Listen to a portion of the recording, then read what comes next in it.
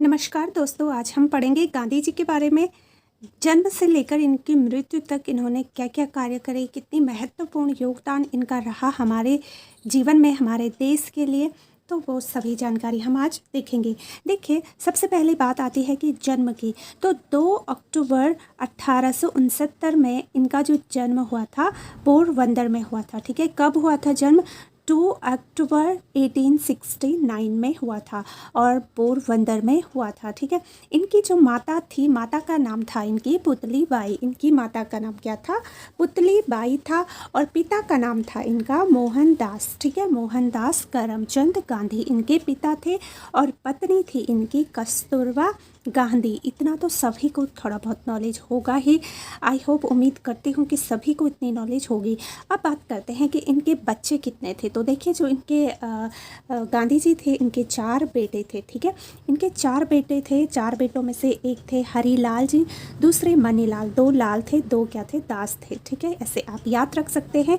हरीलाल, मनीलाल, रामदास और देवदास, ये 4 इनके क्या थे? बेटे थे। किंतु जो जमुना लाल बजाज थे, ठीक है, जो जमुना लाल बजाज थे, उनको ये अपना बेटे की तरह मानते थे। कौन? गांधी जी। गांधी जी जो जमुना लाल बजाज थे, इनको अपने बेटे की तरह मानते थे। इसलिए जमुना लाल बजाज को इनको क्या कहा जाता है? गांधी जी का 5वां पुत्र कहा जाता है। ठीक है, किसको? जमुना लाल बजाज को। अब देखिए, इसमें कुछ पॉइंट्स हम पढ़ेंगे जो कि काफ़ी इम्पोर्टेंट है। देखिए, जो गांधी जी थे, ये दक्षिण अफ्रीका में इन्होंने क्या करा था? फिनिक्स फर्म की स्थापना की थी। सबसे पहले दक्षिण अफ्रीका में इन्होंने क्या किया था? फिनिक्स फर्म की स्थापना की थी। और अगर इनके हम स्टडी की बात करें तो ये लंदन से इन्होंने अपनी पढ़ाई करी थी। और 1883 में ये क्या करे थे? लंदन चले गए थे पढ़ाई करने के लिए। ठीक है, अब उससे आगे देखिए, दक्षिण अफ्रीका में इन्होंने जब फिनिक्स फर्म की स्थापना की थी, और यहीं गांधी जी का क्या हुआ था? प्रथम आंदोलन था। पूछा जाता है गांधी जी का प्रथम आंदोलन कौन सा था? तो वो था आपका फिनिक्स फॉर्म। ठीक है, गांधी जी का प्रथम आंदोलन कौन सा था? तो फिनिक्स फॉर्म था। और यहीं पर इन्हें गोपाल कृष्ण गोखले जी मिले थे। कौन मिले थे? गोपाल कृष्ण गोखले जी मिले थे, जिनको कि क्या मानते थे? गोपाल कृष्ण गोखले जी को जो गांधी जी थे वो अपना गुरु मानते थे। उन्होंने जब वो इनसे मिले, गोपाल कृष्ण गोखले से मिले, तो गांधी जी ने क्या करा? उनको अपना गुरु मान लिया। और अपने गुरु की आज्ञा मानते हुए जब उन्होंने पूछा गोपाल कृष्ण गोखले जी से कि कैसे मैं आगे अपना राजनीति में, अपनी वकालत में, अपनी स्टडी में क्या चीज़ करूँ, क्या उनसे उन्होंने जब मार्गदर्शन लेने की इच्छा जाहिर करी, तो तब गोपाल कृष्ण गोखले ने उन्हें एडवाइस दी कि तुम क्या करो, इन 2 बुकों को पढ़ो। ठीक है, जो 2 किताबें हैं इनको पढ़ने की उन्होंने क्या दी? आज्ञा दी। उसमें जो पहली जो किताब थी वो है आपकी रस्किन। ठीक है, पहली जो किताब थी जो गोपाल कृष्ण गोखले जी ने गांधी जी को कहा कि पढ़ने के लिए, तो वो कौन सी थी? पहली किताब थी रस्किन। और दूसरी थी उसमें टॉलस्टॉय। ठीक है, दूसरी कौन सी थी? टॉलस्टॉय। अब देखिए, ये उन्होंने गोपाल कृष्ण गोखले जी ने अगर उनको कहा कि ये पढ़ें, तो इनके अंतर्गत कुछ ना कुछ ऐसा रहा होगा जिससे कि उन्हें आगे अपनी राजनीति में, अपनी शिक्षा में, अपनी योग्यता में काम आए। तो जो रस्किन थी, इसमें क्या थी? भूख हड़ताल की महत्ता को समझाया गया था कि भूख हड़ताल से हम क्या क्या अपनी मांगों को पूरी कर सकते थे। तो ये चीज़ें, ये कौन सी बुक में थी? रस्किन में थी। और जो दूसरी थी उनकी टालसराय। तो टालसराय में उन्होंने जाना कि आंदोलन का क्या महत्व है, कैसे हम आंदोलन कर सकते हैं, और क्या क्या आंदोलन की महत्ता होती है। तो ये जो बुक थी, इसी में एक पॉइंट भी था कि अगर आंदोलन उग्र होता है तो वो सफल होने के चांसेस बहुत कम होते हैं। ठीक है, जिससे अगर कभी कोई भूल भी जाए तो उसे उस चीज़ का ध्यान रखना चाहिए। तो आगे देखते हैं कि कैसे कैसे इसमें कहीं पे भूल हुई, या फिर कैसे कैसे आंदोलन हुए, किस में सफलता मिली, किस में नहीं मिली।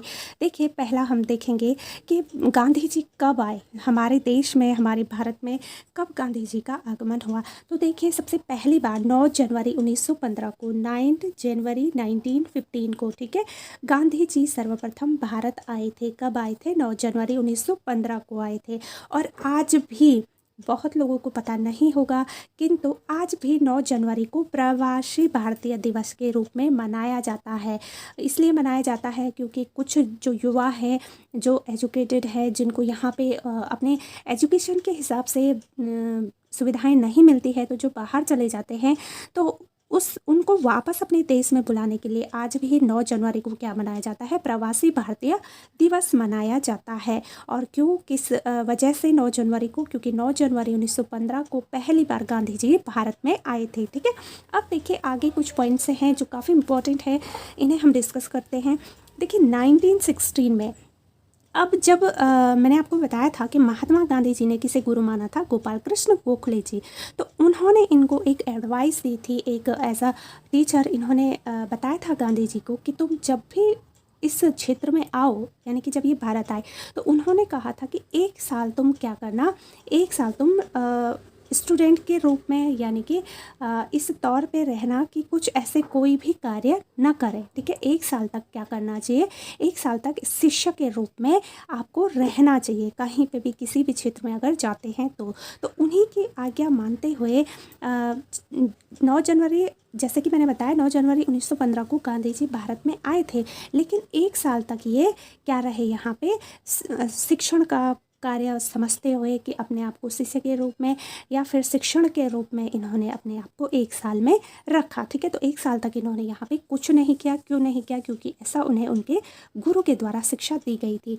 तो फिर उसके बाद जब 1916 में इन्होंने क्या करा था, साबरमती आश्रम का निर्माण किया था। ठीक है, साबरमती आश्रम का निर्माण किया था 1916 में, जिसके निर्माण के लिए अम्बालाल साराभाई जी ने क्या करे थे, पैसे दिए थे। ठीक है, किसने दिए थे, साबरमती आश्रम के निर्माण में किसने पैसे दिए थे, तो वो दिए थे आपके अम्बालाल साराभाई जी ने। ठीक है, अब देखिए फिर क्या हुआ, इन्होंने पैसे दिए। उसके बाद जो नेक्स्ट पॉइंट इसमें आता है कि 1916 में, ठीक है 1916 में इन्हें लखनऊ अधिवेशन में भाग लिया। ठीक है, इन्होंने क्या करा, 1916 में जो लखनऊ में जो अधिवेशन हुआ उसमें इन्होंने भाग लिया, जहाँ पे इन्हें एक जो बिहारी थे राजकुमार शुक्ल जी, ठीक है, एक बिहारी थे, कौन, राजकुमार शुक्ल जी, तो उन्होंने क्या करा, वहाँ पे गांधी जी को देखा, कहाँ पे, लखनऊ अधिवेशन में, और कब, 1916 में। ठीक है, उन्होंने देखा तो राजकुमार शुक्ल जी ने कहा कि आप कभी हमारे इधर भी आइए, ठीक है, आप चंपारण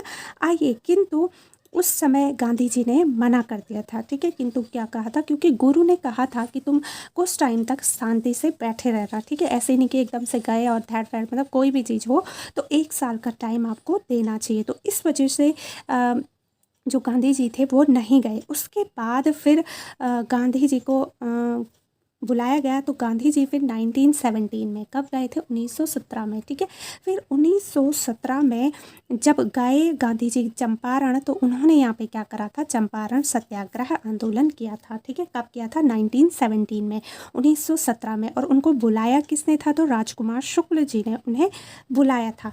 तो और कहाँ पे मिले थे वो, तो वो मिले थे आपके लखनऊ अधिवेशन में। ताकि मैं आपको इसलिए बीच बीच में बता रही हूँ कि इसमें इस तरीके के प्रश्न बनते हैं, तो आपको इस तरीके से इसका आंसर पता होना चाहिए। ठीक है, अब जब चंपारण सत्याग्रह में किए तो ये क्या था, इनका भारत में पहला सत्याग्रह था, क्योंकि प्रश्न पूछा जाता है कि गांधी जी का पहला सत्याग्रह कौन सा था। तो गांधी जी का जो पहला सत्याग्रह था वो कौन सा था, वो तो था फिनिक्स फॉर्म। ठीक है, पहला जो सत्याग्रह था वो आपका ये वाला नहीं था कि चंपारण सत्याग्रह था, इनका भारत में पहला था। अगर भारत में पूछा जाता है गांधी जी का पहला सत्याग्रह आंदोलन, तो वो था आपका चंपारण सत्याग्रह आंदोलन।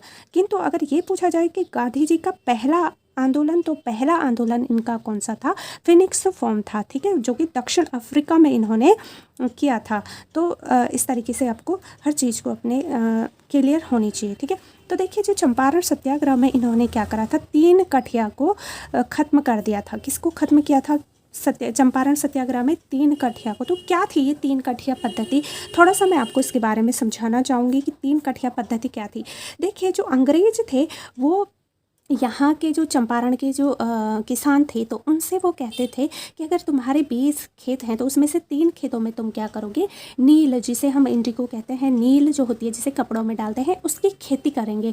तो अब आप सोचोगे कि उसकी खेती में ऐसा क्या था कि जो उसे मतलब रद्द करना पड़ा, ख़त्म करना पड़ा। देखिए होता क्या है, जब नील की खेती किसी भी ज़मीन पर की जाती है, तो एक बार जिस ज़मीन पर नील की खेती होती है तो वो ज़मीन उसके बाद बंजर हो जाती है। ठीक है, उसमें फिर उसके बाद कुछ कुछ भी उपजाऊ, कुछ भी खनिज नहीं हो सकते हैं। तो इससे क्या होता था, फिर नुकसान होता था किसानों का, क्योंकि ऐसे वो अगर बोते रहेंगे तो उनकी तो सारी खेत बर्बाद हो जाएंगे, सारी ज़मीन उनकी बंजर हो जाएगी। तो इसी जो 3 कठिया पद्धति है, इसी को ख़त्म करने के लिए गांधी जी ने क्या किया था, चंपारण सत्याग्रह आंदोलन किया था 1917 में। ठीक है, अब देखिए उसके बाद इन्होंने कई आंदोलन किए। उसमें से एक आता है आपका खेड़ा सत्याग्रह आंदोलन, जो कि गुजरात में किया था। और कब किया था, 1918 में। ठीक है, उसके बाद 1918 में ही इन्होंने मील मजदूर, ठीक है, मील मजदूर अहमदाबाद में क्या करा था, एक आंदोलन करा था। और यहीं पर इन्होंने पहली बार क्या करा था, भूख हड़ताल किया था। ठीक है, जो मील मजदूर जो अहमदाबाद है, यहीं पे इन्होंने क्या करा था, पहली बार भूख हड़ताल किया था। अब देखिए अगला जो इनका पॉइंट है कि इनके कार्यों में 1919 में 1919 में इन्होंने रॉलेट एक्ट, ठीक है, अब रॉलेट एक्ट था क्या, इन्होंने रॉलेट एक्ट का विरोध किया था। कब किया था गांधी जी ने रॉलेट एक्ट का विरोध, 1919 में, 1919 में। अब क्यों विरोध किया था, कुछ तो ऐसा कारण रहा होगा, क्योंकि देखिए जो ये रॉलेट एक्ट था, ये बिना अपील, बिना दलील और बिना वकील का क्या था, एक कानून था। तो इस कानून को ऑब्वियसली जिसमें ना अपील हो, ना दलील हो, ना वकील हो, तो वो तो अंधा कानून उसे मानेंगे। तो इसीलिए गांधी जी ने क्या करा था, रॉलेट एक्ट का विरोध किया था। और उसके बाद आप देखेंगे कि 13 अप्रैल, ठीक है, 13 अप्रैल 1909 को 1919 में, ठीक है, 13 अप्रैल 1919 को इन्होंने जलियांवाला बाग हत्याकांड कर दिया था, जिसमें क्या हुआ था, आपका निहत्थे जो लोगों पर क्या करी थी, गोली चलाई गई थी। वो जो हत्याकांड हुआ था आपका 13 अप्रैल 1919 को, जब जलियांवाला बाग हत्याकांड हुआ था, तो इसकी जांच के लिए क्या करा था, एक हंटर आयोग का गठन किया गया था। ठीक है, इसका गठन किया गया। और गांधी जी इस जो जलियांवाला बाग हत्याकांड है, इससे इतने दुखी थे कि उन्होंने क्या करा, जो अपनी उनको जो उपाधि दी गई थी केसरी हिंद की, तो उन्होंने उसे क्या करा, लौटा दिया। क्योंकि वो जलियांवाला बाग हत्याकांड से क्या हो गए थे, बहुत दुखी हो गए थे, क्योंकि वो नरम दल के नेता थे। वो लड़ाई झगड़ा इन सब चीज़ों में नहीं वो विश्वास रखते थे। वो सोचते थे कि हर चीज़ को हम क्या कर सकते हैं, प्रेम से जीत सकते हैं। तो इसीलिए उन्होंने इस जो जलियांवाला बाग हत्याकांड हुआ था, क्योंकि इस पर निहत्थे लोगों पे गोली चला दी गई थी, तो इससे वो दुखी होकर उन्होंने क्या करा, केसरी हिंद की जो उपाधि थी उसको लौटा दिया था। अब देखिए क्या हुआ आगे, देखिए फिर 5 फरवरी को, उसके बाद देखिए 1920 में जो असहयोग आंदोलन चलाया गया, ठीक है, असहयोग आंदोलन चलाया कब गया, 1920 में चलाया गया, किंतु ये क्या हुआ, असफल रहा। देखिए असहयोग आंदोलन था क्या, असहयोग आंदोलन में जो गांधी जी है, उन्होंने कहा था कि जितने भी भारतीय हैं वो अंग्रेज़ों का किसी भी चीज़ में सहयोग नहीं करेंगे, ना वो इनके बाल काटेंगे, ना वो इनके कपड़े धोएंगे, ना वो इनकी मजदूरी करेंगे, कुछ भी नहीं करेंगे। और इससे क्या होगा कि हमें अगर 1920 में हम आंदोलन करते हैं तो 1921 तक हमें आज़ादी मिल जाएगी। किंतु ऐसा हुआ नहीं, क्योंकि अंग्रेज़ों को तो कोई फ़र्क ही नहीं पड़ा। गांधी जी को लगा था कि हम इनका साथ नहीं देंगे तो ये यहाँ से चले जाएंगे, किंतु वो इतनी आसानी से जाने वाले नहीं थे। तो अब देखिए जब आंदोलन चलता रहा, उन्हें कुछ फ़र्क ही नहीं पड़ता है अंग्रेज़ों को, तो फिर गांधी जी ने सोचा ये तो फिर गलत हो गया कि हम एक्शन करें और उसका कोई रिएक्शन ना आए, तो इंसान को दिक्कत होती है, ऑब्वियसली होगी। तो गांधी जी को भी हुई। तो उन्होंने सोचा ऐसा क्या करूं मैं, बीच में क्या खुरापाती ऐसी करूं कि जिससे क्या हो, ये जो आंदोलन है वो रद्द हो जाए। ठीक है, फिर देखिए आगे क्या हुआ कि 5 फरवरी 1922 को उन्होंने क्या करा, चोरा चोरी जो आंदोलन है वो हो गया। ठीक है, अब इसमें क्या हुआ था, चोरा चोरी जो एक स्थान था वहाँ पे क्या हुआ था, 22 लोगों को मार दिया गया था। ठीक है, फिर तो गांधी जी ने क्या करा, जो आंदोलन है उसे क्या करा, वापस ले लिया। अब देखिए क्यों मारा था, चोरा चोरी, इसमें हुआ क्या था, ये जो चोरा चोरी ये जो आंदोलन था, इसमें हुआ क्या था, ये 5 फरवरी 1922 में चोरा चोरी नामक एक स्थान था। तो वहाँ पे जब कुछ मजदूरों को गिरफ्तार करने गए अंग्रेज, तो उन्होंने क्या करा, जब उनको गिरफ्तार कर रहे थे तो उन्होंने क्या करा, अंग्रेज़ों को दौड़ाया वहाँ से, और अंग्रेज भागे और खुद ही जेल में बंद हो गए। और अंदर से क्या करा, उन्होंने लॉक लगा दिया, ताला लगा दिया। तो अब किसान भी ऐसे तो बैठेंगे नहीं फालतू, उन्होंने भी क्या करा, बाहर से भी लॉक लगा दिया, ठीक है, ताला लगाया और मिट्टी तेल गिरा के 22 लोगों को जिंदा भून दिया था, वहीं पे जिंदा जला दिया था। तो ये इसी के कारण फिर क्या हुआ, उन्होंने, गांधी जी ने क्या करा, आंदोलन वापस ले लिया। 1 महीने बाद फिर 10 मार्च को अंग्रेज़ों ने उन्हें गिरफ्तार किया और गांधी जी को क्या करी, सज़ा दी। अब देखिए जब ये सब घटना हुई, चौरा चोरी हुई, तो इसमें अंग्रेज़ों ने क्या करा, गांधी जी को किस बेस पे उन्होंने उन्हें सज़ा दी। उन्होंने कहा कि ये जो 22 लोग मरे हैं तो ये गांधी जी ने जलाए हैं, जबकि ये तो जनता का आक्रोश था। जनता वो चाहे तो इस चीज़ पे लड़ सकते थे, बोल सकते थे कि ये सब मैंने नहीं किया है, लेकिन गांधी जी तो गांधी जी हैं। फिर चले गए वो जेल में और कुछ साल जब जेल में रहे, फिर 1924 में, जब 1924 में, अब इन्होंने जेल में निकलने के लिए भी इन्होंने क्या करा कि जेल में इन्होंने खाना पीना छोड़ दिया था, बिल्कुल बीमार की जैसी स्थिति हो गई। तो फिर अंग्रेज जो थे वो पुलिस तो वो डरने लग गई, उन्हें लगा कि कहीं जेल में ही इन्हें कुछ हो गया तो फिर जनता और आक्रोशित हो जाएगी, जनता सोचेगी कि इन्होंने ही क्या करा, इसे जेल में ही मार दिया, ठीक है। तो इनको छोड़ दिया गया। अब जब छोड़ा तो गांधी जी ने क्या करा, 1924 में तुरंत छूटने के तुरंत बाद ही कांग्रेस अधिवेशन में भाग ले लिया, ठीक है। क्यों लिया, ताकि दुनिया को भाई पता भी तो चलना चाहिए कि गांधी जी जेल से बाहर आ गए हैं, ठीक है। अब देखिए कि यहाँ से 1924 में जब गांधी जी ने कांग्रेस अधिवेशन में भाग लिया तो 1930 में, ठीक है, 1930 में, इस पॉइंट को हम अभी डिस्कस करेंगे। 1930 में 12 मार्च से लेकर 6 अप्रैल तक कौन सा मार्च चला, दांडी मार्च, ठीक है। जो दांडी मार्च है वो चलाया गया, कब, 12 मार्च से 6 अप्रैल तक, ठीक है, 1930 में चला। अभी इसमें क्या हुआ, दांडी मार्च में उन्होंने क्या करा, साबरमती से वो गए, इसमें पैदल यात्रा करनी थी, ठीक है। उन्होंने कहा कि हम क्या करेंगे, नमक को बनाएंगे, लेकिन अंग्रेज चाहते थे कि ये नमक खुद ना बनाएं, ठीक है, क्योंकि उसमें टैक्स बहुत ज़्यादा लगता था नमक पे। तो जब एक गया, दूसरा गया, तीसरा गया, तो उसमें क्या हुआ, उस मार्च में जो दांडी मार्च यात्रा थी तो उसमें 20,000 लोग एकत्र हो गए, ठीक है। अब 20,000 लोग जब आपस में मिले तो फिर 1930 में ही क्या हुआ, सविनय अवज्ञा आंदोलन हुआ। सविनय अवज्ञा आंदोलन में क्या था कि इन लोगों ने कहा हम लड़ेंगे नहीं, किंतु हम प्यार से, हम इज्जत से, हम झुक के हम कहते हैं कि हम क्या करेंगे, नमक यहीं पे बनाएंगे, तुम्हें जो करना है करो। अब 20,000 लोग थे, 20,000 की संख्या उस टाइम पे बहुत बड़ी मानी जाती थी। तो फिर यहाँ पे इन्होंने इसी के आड़ में क्या करा, सविनय अवज्ञा आंदोलन करा। अब देखिए क्या हुआ, फिर उसके बाद कुछ टाइम बाद फर्स्ट जो गोलमेज सम्मेलन हुआ था वो हुआ था 1930 में, ठीक है। तो इसमें गांधी जी को बुलाया गया। इसमें जब गांधी जी को बुलाया गया तो गांधी जी इसमें नहीं गए, ठीक है, इसमें गांधी जी नहीं गए। उसके बाद जब सेकंड गोलमेज सम्मेलन हुआ तो इसमें क्या हुआ था आपका, इसमें गांधी जी को जाना पड़ा। लेकिन जब 1930 था, ठीक है, इस टाइम, इसी के बाद जस्ट 1932 में इसमें शर्त ये रखी थी गांधी जी ने कि मैं जाऊंगा, अगर जो गोलमेज सम्मेलन है इसमें मैं जाऊंगा, किंतु जो शर्त थी इनकी कि जितने भी आंदोलनकारी जेल में हैं उन सभी को क्या करा जाए, उन सभी को बाहर छोड़ा जाए। तो इसी टाइम पे क्या हुआ था, भगत सिंह, आप सभी को पता होगा, उनको उसी टाइम पे क्या किया था, फांसी दी गई थी। अब देखिए सभी, ज़्यादातर सभी को तो छोड़ दिया गया, लेकिन जो भगत सिंह थे उन पे, वो क्यों जेल गए थे, उन पे ये आरोप लगा था कि इन्होंने क्या करा था, बम गिराया था, है ना। तो इनको भी कैद, तो कायदे से तो इनको भी रिहा करना चाहिए था, लेकिन यहाँ पे गांधी जी से भी मिस्टेक हुई। गांधी जी ने ये नहीं सोचा कि भगत सिंह मतलब है वो, उन्होंने तो सभी की रिहाई, हालांकि उन्होंने सभी की रिहाई मांगी थी, लेकिन अंग्रेज़ों ने क्या करा, भगत सिंह को फांसी दी थी। और 1931 में ही गांधी जी कहाँ गए थे, गोलमेज सम्मेलन द्वितीय में शामिल हुए थे, ठीक है।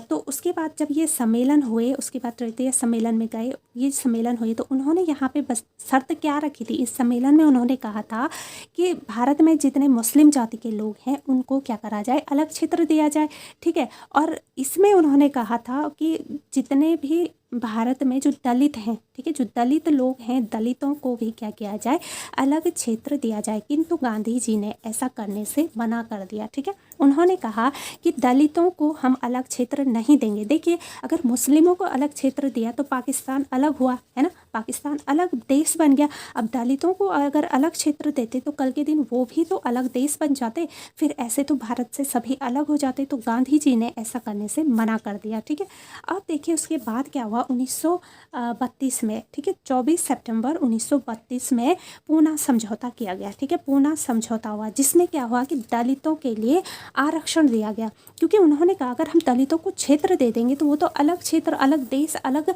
बन जाएंगे। इसलिए हम क्या करेंगे, दलितों को हम अलग क्षेत्र नहीं देंगे, बल्कि हाँ, हम उन्हें क्या करेंगे, आरक्षण देंगे, जिसमें उन्होंने हरिजन के लिए क्या करा, आरक्षण दिया, जो आरक्षण की आज भी चलता है। फिर उसके बाद 1940 में उन्होंने व्यक्तिगत आंदोलन चलाया। व्यक्तिगत आंदोलन को ही हम दिल्ली चलो आंदोलन भी कहते हैं। ठीक है, दिल्ली चलो आंदोलन ही क्या है आपका, व्यक्तिगत आंदोलन। क्योंकि अगर केवल गांधी जी आंदोलन करते तो उनको तो अंग्रेज जेल में डाल देते, तो इसलिए उन्होंने कहा कि ये क्या होगा, व्यक्तिगत आंदोलन होगा, दिल्ली चलो आंदोलन होगा, जिसमें कि सभी भाग लेंगे। अब देखिए प्रश्न पूछा जाता है यहाँ से कि व्यक्तिगत आंदोलन के पहले सत्याग्रही कौन थे। तो पहले सत्याग्रही थे जवाहरलाल नेहरू जी। ठीक है, और जो दूसरे इसके सत्याग्रही थे वो थे विनोबा भावे जी। तो ये दोनों क्या थे, आपके जो दिल्ली चलो आंदोलन थे उसके सत्याग्रही थे। उसके बाद देखिए 1942 में फिर भारत छोड़ो आंदोलन चलाया गया। उसी टाइम पे 1942 में ही जब भारत छोड़ो आंदोलन गया तो उसी टाइम पे क्या हुआ था, द्वितीय विश्व युद्ध हुआ था। तो सभी जगह क्या थी, परिस्थितियाँ अच्छी नहीं थी, परिस्थितियाँ काफ़ी कठिन थी। तो उस टाइम पे फिर अंग्रेज़ों को मजबूर होकर क्या करना पड़ा, भारत को छोड़ना पड़ा। और उसके बाद अगर रही बात मृत्यु की, तो देखिए 30 जनवरी 1948 को गांधी जी की मृत्यु हो गई थी, जो कि नाथूराम गोडसे ने की थी, और दिल्ली में इनकी मृत्यु हुई थी। ये है गांधी जी की कुछ डिटेल जानकारी जो हम सभी को ज़रूर पता होनी चाहिए, क्योंकि उनका हमारे देश के लिए, हमारे भारत के लिए बहुत बड़ा योगदान रहा है। उन्होंने बहुत कठिन परिस्थितियों में भी जनता का साथ दिया और हमारे विकास के लिए उन्होंने काफ़ी महत्वपूर्ण भूमिकाएं निभाई है। भीमराव अंबेडकर जी और गांधी जी की इनके भावनात्मक या फिर जो कहें कि सोच इनकी भले ही अलग थी, लेकिन जब भारत का संविधान लिखा गया तो तब गांधी जी ने उन्हें अप्रिशिएट किया था कि मतलब इतना अच्छा उनका कानून रहा, इसी के बदौलत हमें क्या मिली, स्वतंत्रता मिली, हमें आज़ादी भी मिली। तो ऐसा नहीं है, गांधी जी का जो योगदान रहा है काफ़ी अधिक, काफ़ी अच्छा रहा है। हमें सभी को उनकी रिस्पेक्ट करनी चाहिए, क्योंकि जब वो जेल गए थे और जेल से जब बाहर आए तो तब तक उनकी पत्नी की भी क्या हो चुकी थी, मृत्यु हो चुकी थी। तो अपना सब कुछ खो दिया था उन्होंने, किंतु देश के लिए जो किया तो वो काफ़ी महत्वपूर्ण भूमिका रही है। तो चलिए, उम्मीद करती हूँ आपको मेरी जानकारी ज़रूर पसंद आई होगी। अगर आई है तो लाइक कीजिए, शेयर कीजिए, कमेंट कीजिए, और चैनल पे नए हैं तो सब्सक्राइब ज़रूर कीजिएगा। मिलेंगे हम अपनी अगली वीडियोस में, तब तक आप सभी लोग अपना बहुत अच्छे से ध्यान रखिएगा। Bye and take care.